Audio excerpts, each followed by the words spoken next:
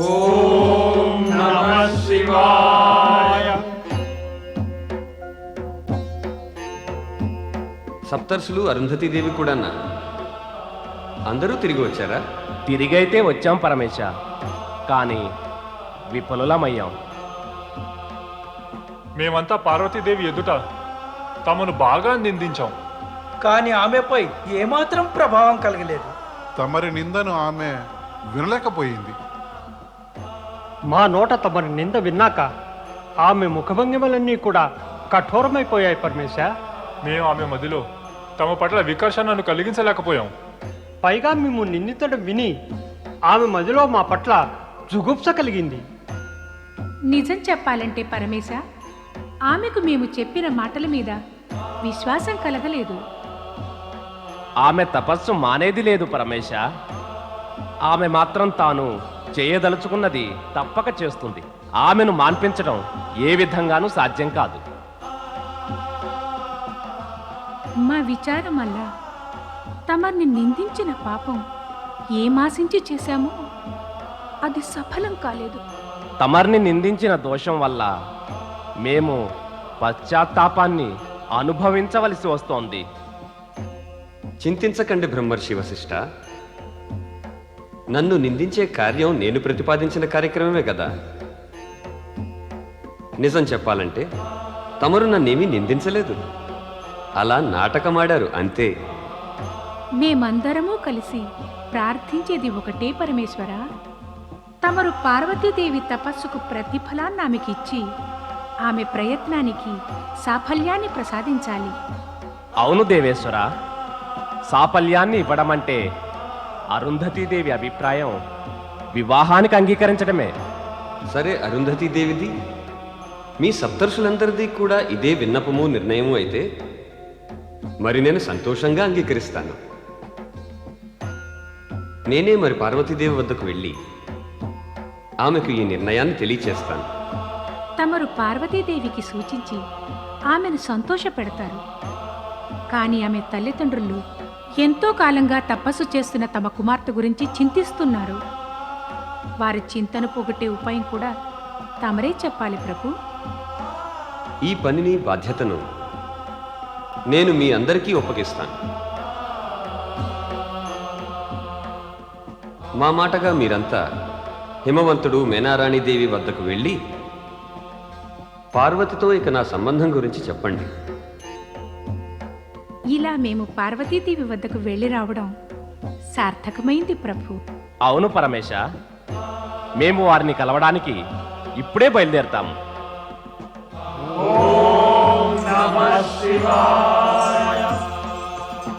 ఎప్పుడు లభిస్తుంది శివుని అంగీకారం? ఎప్పుడు సమాప్తమవుతుంది పార్వతి తపస్సు? అప్పటిదాకా నేను పుత్రికా వియోగంతో ఇలాగే విలపిస్తూ ఉండాలా? వీల్లేదు, మాటికి వీల్లేదు. ఏం ప్రయోజనం ఉంది నా తల్లికి ఈ తపస్సు వల్ల? అది ఆమె తల్లినే బాధిస్తోంది. ఇది మొండితనం, అది ఆమె తల్లికే సంకటం కలిగిస్తోంది. నీవామెకు చెప్పలేదా తన తపస్సు వల్ల ఈ తల్లి ఎంత బాధపడుతోందో? అనేక మార్లు చెప్పాం మహారాణి. మాటి మాటికి చెప్పినా కూడా ఆమె తన మొండి పట్టు విడవలేదు మహారాణి. చెప్పినా వినలేదా?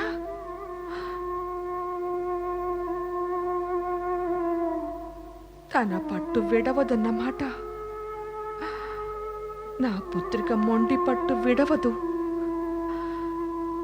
కానీ నేను ఆమె తల్లిని కదా. నా పట్టు ఆమె మొండితనం కన్నా గట్టిదే. ఇంక నేను కూడా నా పట్టు వీడవను. నా పార్వతి వివాహం ఆ శ్మశానవాసి బైరాగి శివుడితో ఎప్పటికీ జరగనివ్వను, ఎన్నటికీ జరగనివ్వను, ఎన్నటికీ జరగనివ్వను.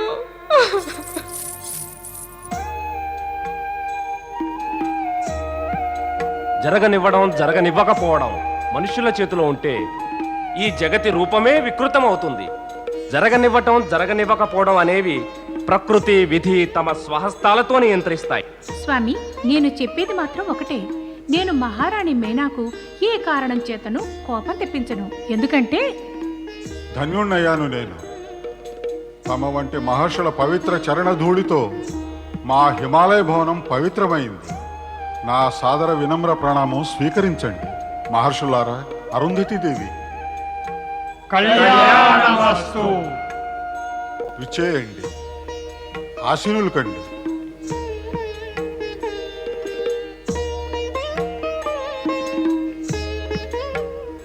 నా అంతరాత్మ చెబుతోంది, తమ వంటి పుణ్యాత్ములంతా మా వద్దకు రావటం తప్పక ఏదో మంగళప్రదమైన కార్యం జరగబోతోందని.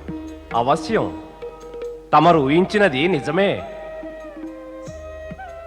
హిమవంత, మహారాణి మేనా ఎక్కడుంది? కనిపించలేదే. ఆమెను పిలిపించరు? అలాగే దేవి, తప్పకుండా. ఆమె వచ్చేలోగా ఆ శుభ సమాచారం చెప్పరాదా? తమ కుతూహలం సహజమే హిమవంత. కానీ సాంప్రదాయం ప్రకారం శుభ సమాచారం అనేది దంపతులు ఇద్దరికీ చెప్పాలి, కేవలం భర్తకు కాదు.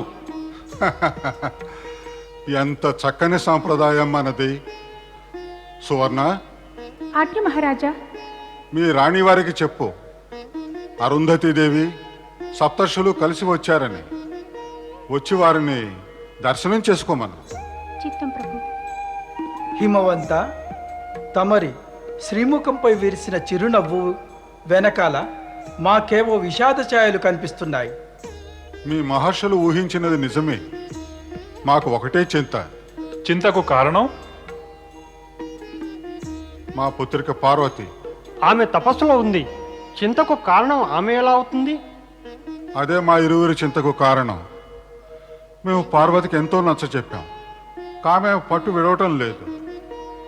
తపస్సు మానటానికి ఒప్పటమే లేదు. ఎందుకంటున్నారు ఆమె తపస్సు మానాలని? తపస్సు జీవిత మార్గాన్ని సరళము, సులభము, మరి సుఖమయం చేస్తుంది. ఉజ్వల భవిష్యత్తుని కలిగిస్తుంది. మరి పార్వతి తపస్సు వల్ల పరమశివుడు ప్రసన్నుడు కాకుంటే పరిణామం ఏమవుతుంది? తపస్సు పరిణామం ఎప్పుడు శుభకరమే హిమవంత. అయితే మా పార్వతి తపస్సు సఫలమైందే? ఆ పరమేశ్వరుని కృప ఉంటే ఆమె తపస్సు సఫలమే కాగలదు.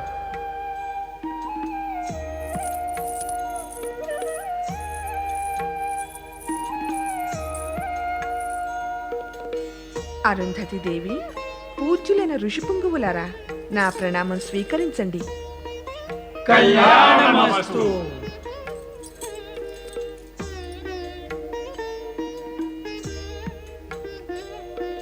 మహారాణి మేనా, మేము కైలాసం నుంచి పరమేశ్వరునితో తమ పుత్రిక పార్వతి వివాహం గురించి ప్రస్తావించవచ్చాం. తమ అభిప్రాయం చెప్పండి. ఈ విషయంలో నేనేమన్నా అంటే అది ఉచితమేనా? నేననుకోవడం. తమరు నిదానంగా ఆలోచించుకోండి. అవసరం అనిపిస్తే కుమారి పార్వతితో ఈ విషయం సంప్రదించండి. తమరు గనక శివపార్వతుల వివాహానికి అంగీకరిస్తే అందుకు శివుని అంగీకారము ఉందనే భావించవచ్చు. ఎందుకంటే ఈ జగతిలో జరిగేదంతా శివుని యొక్క ఇచ్ఛానుసారమే జరుగును. శివుని ఇచ్ఛ సదా మంగళప్రదమే అవుతుంది. ఇక మేము వెళ్ళొస్తాము.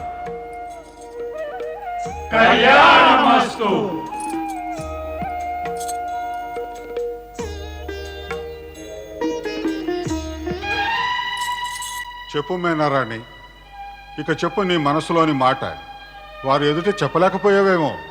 స్వామి, తమరికి బాగా తెలుసు కదా ఈ విషయంలో నేనేమంటాను. మరి నాకు తెలుసు మైనారాణి, కానీ అరుంధతీదేవి సప్తర్షుల ద్వారా శివశంకరుని వివాహ ప్రస్తావన జరిగిన తరువాత నీ ఆలోచనల్లో ఏమీ పరివర్తన రాలేదా? ఎలాంటి పరివర్తన? ఎటువంటి పరివర్తన? ఎందుకు కలగాలి పరివర్తన?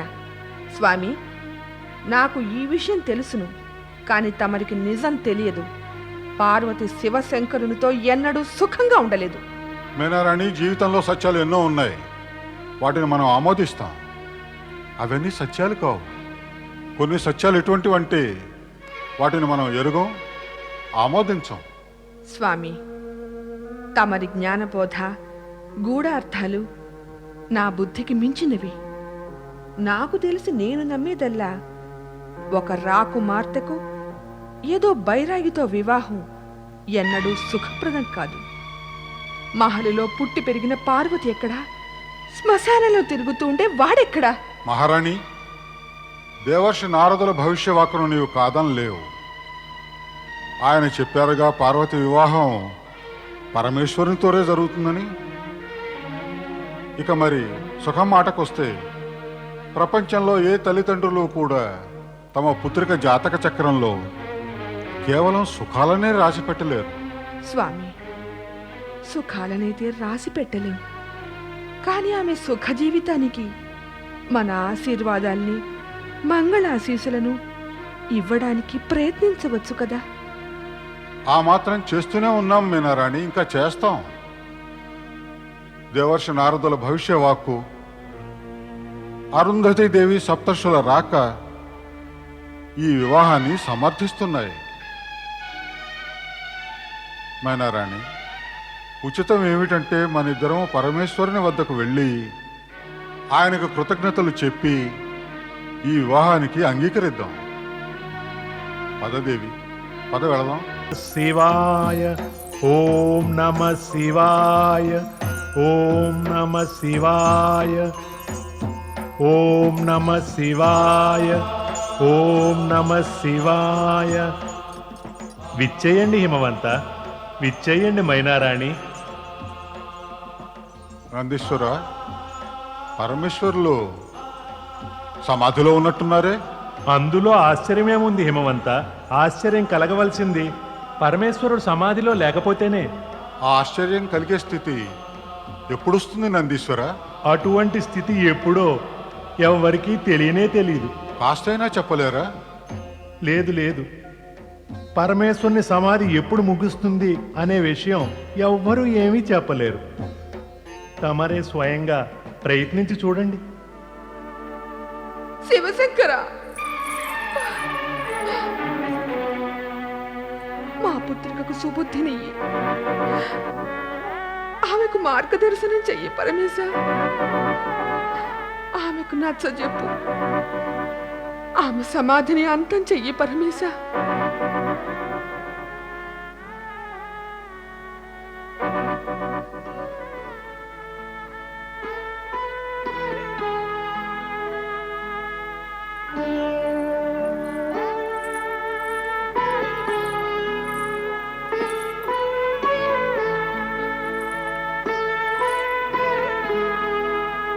ఓం నమః శివాయ.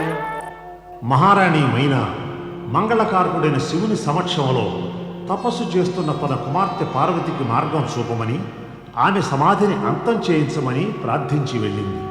కానీ ధ్యానంలో ఉన్న శివుడు ఆమె ప్రార్థనకు ఏ సమాధానమూ ఇవ్వలేదు. ఎందుకంటే సర్వజ్ఞుడైన శివుడికి పార్వతి తన తపస్సు ఎన్నటికీ మానబోదని బాగా తెలుసు. పార్వతి చేస్తున్న కఠోర తపస్సు వల్ల దానవ జాతి సమస్తము ఎంతో భయపడసాగింది. వారికి ఓ విషయం బాగా తెలుసు. పార్వతి గనక తన తపస్సులో సఫలత సాధించినట్టయితే మహాబలి తారకాసురుడితో పాటు వారందరూ కూడా నాశనమైపోతారు. తారకాసురుని సేనాపతి భయభీతుడై ఈ సంగతి చెప్పడానికి శోణితపురంలో తారకుడి సమక్షానికి వస్తాడు. దానవరాజు మహాబలి తారకాసురునికి జయము! ఎలా కలుగుతుంది జయం? బ్రహ్మ నన్ను స్వర్గం విడిచిపెట్టమని ఆదేశమిచ్చారు. తపోజ్వాలలకు తట్టుకోలేక మేము స్వర్గం విడిచిపెట్టాం. ఇక తిరిగి మళ్ళీ స్వర్గాన్ని జయించి ముల్లోకాలపైన విజయం సాధించేదాకా ఇటువంటి ఉత్తుత్తి వ్యర్థపు జయం వల్ల లాభం ఏమిటి? స్వర్గపు కలలన్నీ ఇక సమాప్తం అయిపోయే దానవరాజా. ఎందుకు మా నిరాశని ఇంకా పెంచుతావు సేనాపతి? చూసినది విన్నది మాత్రమే చెబుతున్నాను స్వామి. హిమవంతుని పుత్రిక పార్వతి తపస్సు ఎంత తీవ్రమైందంటే పరమేశ్వరుడు ఆమె పట్ల ప్రసన్నుడై ఆమెతో వివాహానికి ఎప్పుడైనా అంగీకరించగలడు. లేదు, అలా జరగనివ్వను. అలా ఎన్నటికీ జరగదు. నేనలా ఎన్నటికీ జరగనివ్వను. ఇక శివ పార్వతుల వివాహం జరిగితే నా యముడు శివపుత్రుడు జన్మిస్తాడు. నేను శివ పార్వతులను ఎన్నటికీ కలవనివ్వను. నువ్వు వెళ్ళు. పార్వతిని తపోస్థలం నుంచి ఎత్తుకొచ్చి ఆమెను అంతమొందించు. వెళ్ళు. ఏమైంది సేనాపతి? నీ ముఖానయ్యి భయం ఎందుకు? ప్రాణ భయం ఎందుకు నీకు? విన్నాను, పార్వతి శక్తి అవతారమట. విన్నాను. సేనాపతి, నీవు కేవలం వింటూనే ఉంటావు, దేన్ని చూడవు నువ్వు. చూసిన వారి మాటలే విన్నాను నేను. మనం గనక పార్వతి పట్ల అక్రమంగా ప్రవర్తిస్తే మన జాతి మొత్తం నాశనం అవుతుందట. ఇది కూడా నీవు విన్నదే, చూసింది కాదు. సేనాపతి, నువ్వు ఈ మూర్ఖత్వాన్ని నుంచి బయటపడి కళ్ళు తెరుచుకొని చూడు. ఆ పార్వతి శివుని ప్రసన్నుణ్ణి చేసుకోలేక అతన్ని పొందటానికి తపస్సు చేస్తూనే ఉంది. ఆమెలో ఇంతటి శక్తి బలము ఎక్కడివో ఆమె మన అసురులను అంతమొందించగలదా? నీవు నీ సేనలో శక్తిశాలులు భయంకరులైన వారిని తీసుకెళ్లి ఆమెను సమాప్తం చేయి. వెళ్ళు. నేను తమ ఆజ్ఞను పాటిస్తాను మహాబలి. కానీ తమరు కాస్త మళ్ళీ ఆలోచించండి. సత్యం ఏంటంటే ఆ పార్వతి శక్తి యొక్క అవతారమే. ఆమె తపోబలం జ్వాలల వల్లనే స్వర్గం నుంచి మనం ఇక్కడికి పారిపోయి వచ్చాం. మరొకసారి ఆమె పట్ల అక్రమంగా ప్రవర్తిస్తే మనం ఇక్కడి నుంచి ఎక్కడికి పారిపోగలం? ఆమె పట్ల మనం చేసిన అక్రమాలు మనకు తప్పక అనర్థదాయకం కాగలవు. సేనాపతి, నువ్వు పిరికి పందవైపోయావు. నీ బాహువుల్లో ఇంకా శక్తి తగ్గిపోయింది. వెళ్ళు, నపుంసకుల గుంపులో కలిసిపో. అలాంటి కటువైన మాటలని నన్ను అవమానించకండి మహాబలి. పిరికి పందని నపుంసకుడని అనిపించుకోవడం కన్నా నేను ఇక పార్వతి కోపానికి కాలిపోయి అంతమవడం నయం. అలా అనుకోవడం ఉచితమే, కానీ అలా జరగదు. నువ్వు నీ వీర సైనికులను తీసుకెళ్ళు, అంతం చెయ్యి ఆ పార్వతిని. నాశనం అవుతుంది పార్వతి, ఇంకా జన్మించడు శివపుత్రుడు.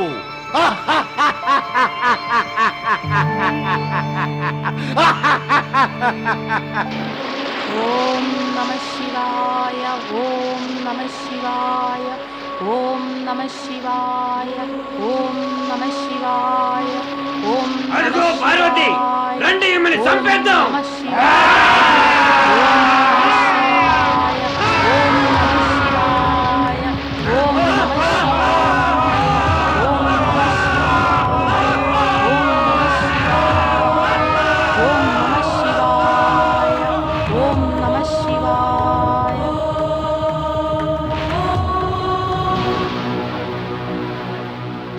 దానవరాజు మహాబలి తారకాసురుడికి అనర్థం జరిగింది. మహాబలి, అనర్థం జరిగింది. నాగాసుర, నీ గొంతు పాడైందేమిరా? కాస్త శాంతంగా నెమ్మదిగా చెప్పేం జరిగిందో. దైత్యరాజా, తమరు పార్వతి వినాశనానికని సేనాపతిని సైనికుల్ని పంపారు. అవును, పంపించాను. అయితే ఇక వారు మళ్ళీ తిరిగి రారు. ఎందుకు రారు? ఎందుకంటే పార్వతి తపోజ్వాలలు స్వాహా చేసేసాయి. అందరూ చచ్చిపోయారు. ఓరి దుష్టుడా, అశుభ సమాచారం అందరి ఎదురుగా చెప్తున్నావు. వచ్చే త్రిలోక విజయం ఎప్పుడు అవసరం అవుతోంది. త్రిలోక విజయానికి యాత్ర మేము స్వర్గలోకంతో మొదలెడతాం. ముందు స్వర్గలోకం, తర్వాత ఇతర లోకం. శివ పార్వతుల వివాహ అవకాశాలన్నీ ఈ విజయయాత్రతోనే ముగిసిపోతాయి. ఇంకా మిగిలేది ఎవరు విరోధుల్లో? ఎవరు మిగులుతారు? ఎవరు మిగలరు విరోధుల్లో?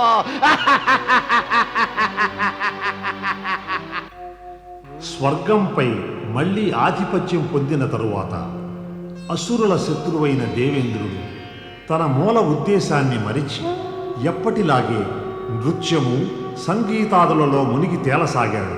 స్వామి, అటు చూడండి, దేవరిషి నారదులు.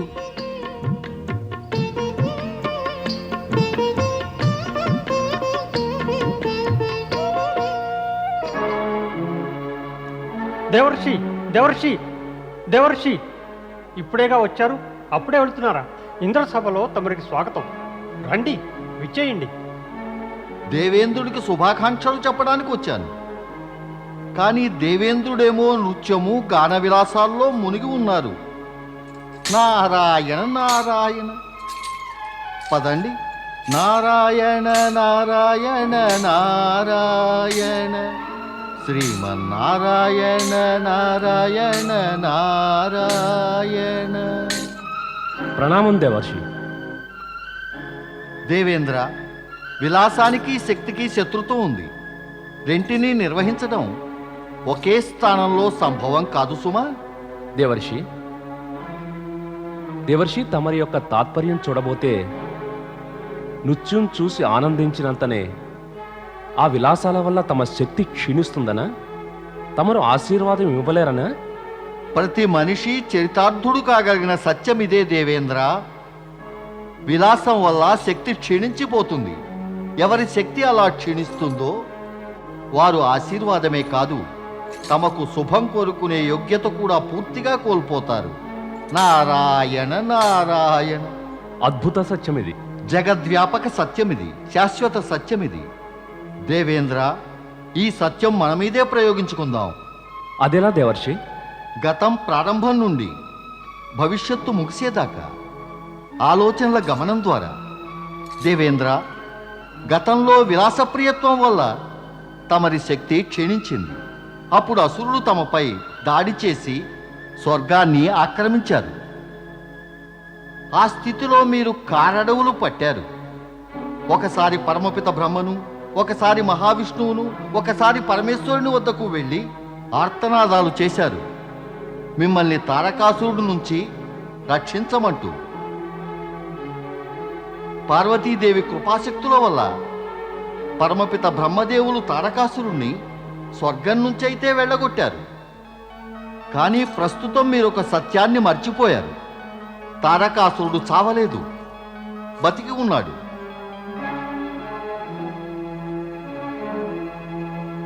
తమరి విలాసప్రియత్వం అతన్ని ఎక్కువ జీవితుడిగా, ఎక్కువ బలవంతుడిగా చేస్తుంది. అతడు మళ్ళీ స్వర్గంపై దాడి చేస్తాడు, మిమ్మల్ని ఓడించి విజయం సాధిస్తాడు. భవిష్యత్తులో మళ్ళీ స్వర్గాధిపతి అయి కూర్చుంటాడు. లేదు దేవర్షి, లేదు. తమరు మా హితం కోరేవారే, మరి ఈ అశుభాలెందుకు కోరుతున్నారు? ఇది అశుభం కోరడం కాదు దేవేంద్ర. నేను మిమ్మల్ని హెచ్చరిద్దామని సత్యాన్ని అభివర్ణించే ప్రయత్నం మాత్రమే నేను చేశాను. అది మీరు చేయాలి, అది మీకు లాభిస్తుంది. నారాయణ నారాయణ. నేనా? ఎలా చేయగలను? దూరదృష్టిని సాధించగలిగితే మీరు చేయగలరు. పదండి, ముందు నేను మొదలు పెడతాను, ఆ పైన తమరు కొనసాగిద్దురు గాని. నారాయణ నారాయణ. మొట్టమొదట మీరు ఆమోదించవలసినది తమరు మళ్ళీ స్వర్గాధిపతులయ్యారని. మాకేమిటి, సర్వ జగత్తుకు తెలుసు. నారాయణ నారాయణ. దేవేంద్ర, సర్వ జగత్తుకు ఇది కూడా తెలుసు. తారకాసురుడు బతికున్నాడని, స్వర్గాధిపతి అవుదామనే దురాశ అతన్ని స్వర్గం వైపు లాక్కొస్తుంది. దేవేంద్ర, మనకిది కూడా బాగా తెలుసు. తారకాసురుని వధించగలిగిన వాడు అసలింకా పుట్టనే లేదని. అప్పటిదాకా అసురరాజు తారకాసురుడు ఎప్పుడైనా వద్దు దేవర్షి, వద్దు. ఇక చాలించండి. చాలించాల్సింది దేవేంద్రుడే శచీదేవి. ఆయనకు బాగా తెలుసు తారకాసుర వధ కేవలం శివపుత్రుడే చేయగలడని. ఇక మేము ఏ కష్టాలను సహించలేము దేవర్షి. స్వర్గాన్ని వదిలి మేము ఎన్నెన్నో బాధలు అనుభవించాము. అందుకే ఇక తారకాసురుని వధ తప్పక జరుగుతుంది. దేవేంద్రుని కాస్త అడిగి చూడండి, అది ఎప్పుడు ఎలా జరుగుతుందో. నారాయణ నారాయణ. జరిగితే శివపుత్రుని ద్వారానే. కానీ శివపార్వతులకు వివాహం అవుతుంది. అప్పుడే శివపుత్రుడు జన్మిస్తాడు. శివపార్వతుల వివాహం ఎప్పుడు అగ్నిదేవ? ఆ పరమేశ్వరుడు వివాహానికి ఆమోదం తెలపగానే. మూల ప్రశ్నకింకా సమాధానం రాలేదు వరుణదేవ. ఆ పరమేశ్వరుడు వివాహానికి ఆమోదం ఎప్పుడు తెలుపుతారు? దేవర్షి, ఇక ఇప్పుడు తమరే మాకు మార్గం చూపాలి. మాకు చెప్పండి, మేమేం చెయ్యాలో. దేవేంద్ర, మీరు దూరదృష్టి కలిగి శక్తిశాలుడు కావాలి. విలాసలోలతను విడనాడి పురుషార్థం కోరండి. పరమేశ్వరుని వద్దకు వెళ్ళి విన్నవించండి. పార్వతి తపస్సును ఆయన సఫలం చేసి వివాహానికి అంగీకరించాలి. దేవర్షి, మేము ఇప్పుడే తమరి నాయకత్వంలో ఆ పరమేశ్వరుని వద్దకు వస్తాం. తప్పక వెళదాం. హర హర హర మహాదేవ, హర హర హర మహాదేవ.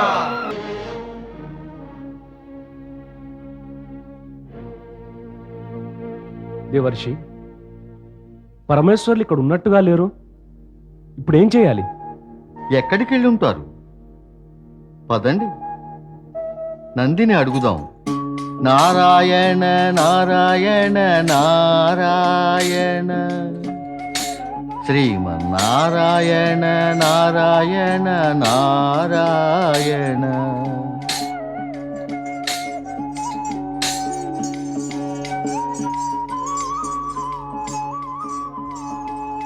దేవర్షి నారదులకు, దేవేంద్రులకు, దేవతలకి నా ప్రణామం.